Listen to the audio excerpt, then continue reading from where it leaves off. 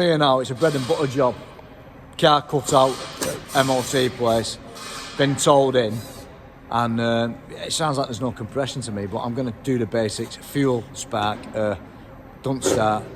Let's start with it. I've got young Thomas now stripping this back piece off so we can check the fuel line. That's the fastest thing to do. Then we'll pull the coil out and we'll see if we've got a spark at the spark plug. But to me, that the issue is going to be that. It's going to be that there's no fuel. I think it feels like that to me. It's trying to fire. Maybe fuel pressure's too low. But with old stuff like this, the biggest problem is that there's no sensors really that good. There's no live data. There's no fault codes basically. So it's old school. This. It's an old car. It's 30-year-old. Is it something like that? 20-year-old. Right, Thomas. Are they all loose? Yeah. Right. Just need to gently do this. Don't snap anything.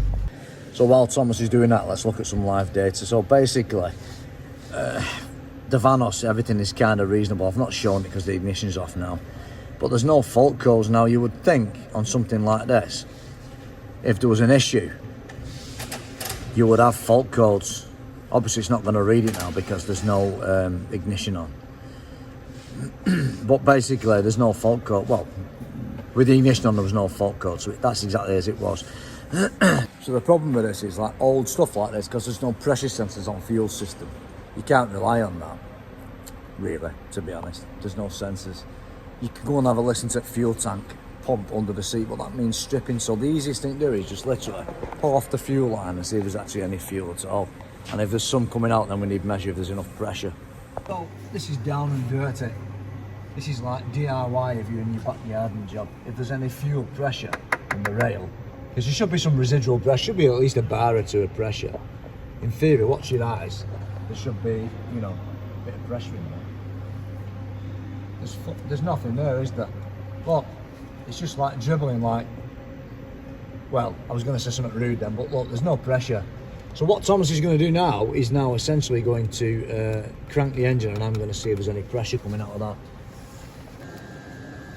Okay, mate. Crank it over. Again. Okay. Right, it's a bit long this. It's a bit Heath Robinson. It's bloody long actually. It's bloody hell of a long way, but this is the only one I have that actually works. Sachs picker van. The other one I set on fire many years ago. That's another story. Shouldn't really need a spanner on that. Right, Thomas, let's crank it over. Are we ready? Hopefully it won't leak. Probably it will bloody leak. Crank it over, lad.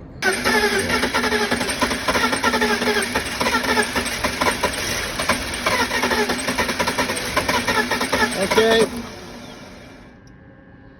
Well, it holds residual pressure now. Oh, 50 psi. So I had to put some washers on the end there to seal the fuel rail because the rubber nonsense wasn't doing the job. Yeah, it's dropping a bit of residual. 50 psi. 0.7 bar, I think that's enough for the start of the engine. Maybe it should be 4 or 5, I don't know. I think it'd start out at that, wouldn't you? But let's go and have a look. We need to find some data. What it is when you work with old stuff like this, you forget what the pressure should be. In old days when I worked on shit like this all the time, I knew what the pressure should be because everything was indirect injection. I knew 4 bar, 5 bar, 3 bar, what minimum was before it cranked, you know.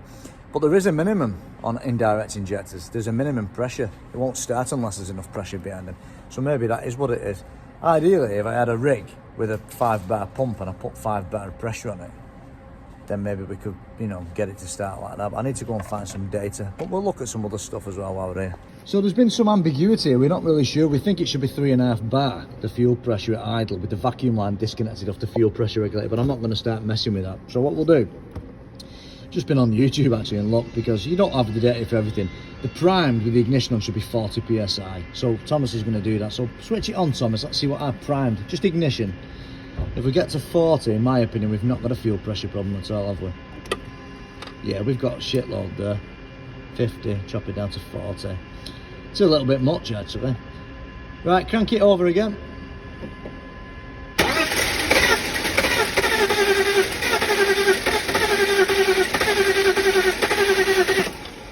Okay. Still running all over the shop. There's something wrong with regulator, isn't there? Basically, they shouldn't be doing that, in my opinion. That could be the issue too. But to find the data on old stuff you know, is impossible. You know, it's hard to find with BMW. Don't give that much data, it's nothing. So we just make sure 100%. That's definitely knackered though. It shouldn't be flickering like that. There's an issue with the regulator there. It shouldn't be, there's no damping. It shouldn't be doing that like Billy, but will that stop it starting? It could do. Could put a pulsation in the fuel system. I'm not sure it would. It's only just started doing that. It wasn't doing that before. It just went up to 55 and just stayed there. So yeah, it's very strange. Well, the needle was flickering on our gauge, but let's just have a quick check before we strip anything. I still think it's a fuel issue. We'll use non-contact voltage, see if we've got a pulse. Okay, Thomas.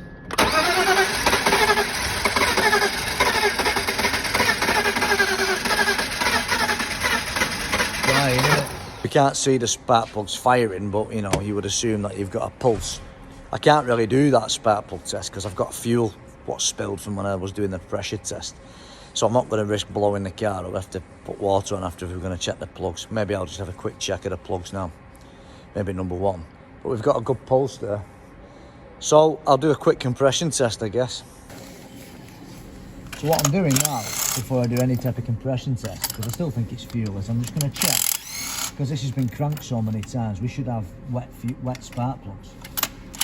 We've got wet spark plugs, our injectors are opening, aren't they? And that's another thing too, what if the injectors aren't open because of some electrical issue? There's all these things can be. So I'll get my magnet and I'll pull them out. Hopefully we've got wet plugs, because if we have, then it's something else in it. Thomas hasn't got the magnet. Joking, I'm not blaming you, Thomas. So have we got wet plugs or dry plugs? Right? And also, if we've got dry plugs, it could be the inlet valves aren't opening. There's all them things to consider, isn't there? This is old school way doing it, the bloody magnet. We've got soaking wet spark plugs, so we've got fuel, haven't we? You might not see it on camera as much, but it stinks. So we've definitely got fuel, but have we got it in all the cylinders?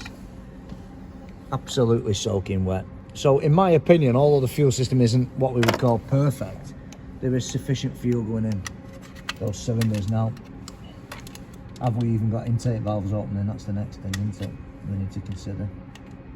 These old cars, they don't always give fault codes when the timing's out.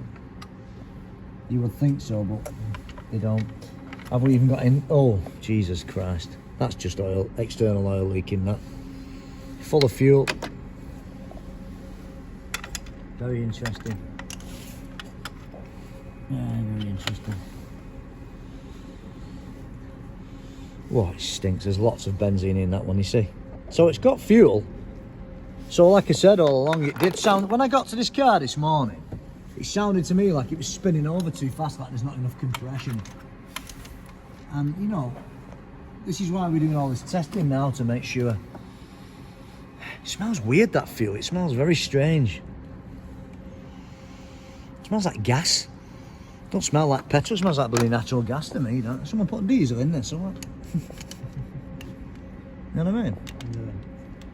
Nothing would surprise me in this industry. Nothing. So what we'll do, we'll check the compression, because it's a 2-minute job.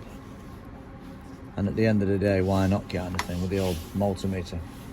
It's like over the top, this tool, really. Let me just see which one. I think we need the big one here. Right, let's crack on. Switch it off now. So Thomas will crank this over now, and we'll just check the compression. Right, go on Thomas. Thanks, mate.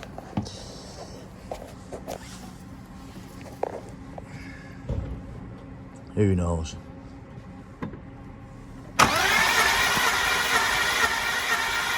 No compression. Okay. Hey.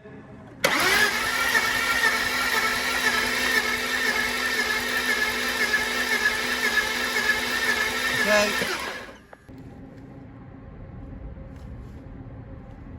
That's dumping fuel in that cylinder.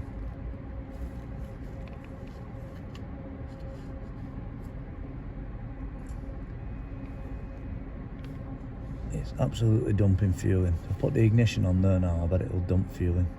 That's fuel vapour, is that? Coming out the but it's not got direct injection, so maybe one of the valves is open and it's fuel coming in. and that could be our issue. You see that vapour there now? Well, Thomas is building this up now, unfortunately, because they give me 2 hours, the customer, and they don't want to pay any more money. We might look at the cylinder leakage, you know, next week. Och, if what done with Dawson finish. But if they're not going to pay, we're building it up now. We'll push it outside. We've already established with the battery charger on, so the speed of the engine spinning over as we do compression check is the same. We've got a massive compression problem on 3 cylinders. So at the end of the day, that in itself is a smoking gun. And I did say initially outside, some of the younger ones said it's the starter motor not turning. That's not what that weird noise is, because it's like when a starter motor breaks, it makes a weird spinning noise because it's not turning the engine, it's just turning the motor, you know, when the Bendix doesn't work. And I said, no, it's got no compression. That, well, we've got reasonable compression on 1 cylinder, and on 5 more we haven't, and on 3 we've definitely got virtually none. Should be over 10 bar, and we've got 5 and 4 point something on one, so yeah, that's as far as it goes, unfortunately. So there's the results now. Basically, as you can see, we've got number 6, number 4, number 3 cylinders. There's virtually no compression, less than 5 bar on number 6 in particular. And to be quite honest with you, number 1, number 5 aren't so good either. I would say the only cylinder that's half decent is number 2. And I guess that's the reason why it won't start. You know, a 6-cylinder engine will very rarely start on 3 cylinders, and it ain't going to start in a month of Sunday on number 6, number 4 and number 3. So we've left it with the customer to see what he wants to do with it. Next stage will be a cylinder leakage test to see if it's going past the rings or if it's a valve issue. But in my opinion, this M52, it's seen its better days, and maybe now it's time to think about either perhaps getting rid of the car and laying it to rest because it is a bit old, a bit rusty, or put a new engine, or reconditioned engine, or an engine from scrapyard in. So that's as far as it goes now for this job. I hope you enjoyed that, and I certainly enjoyed making it. And yeah, keep watching my videos, keep liking them, keep subscribing. See you soon, bye.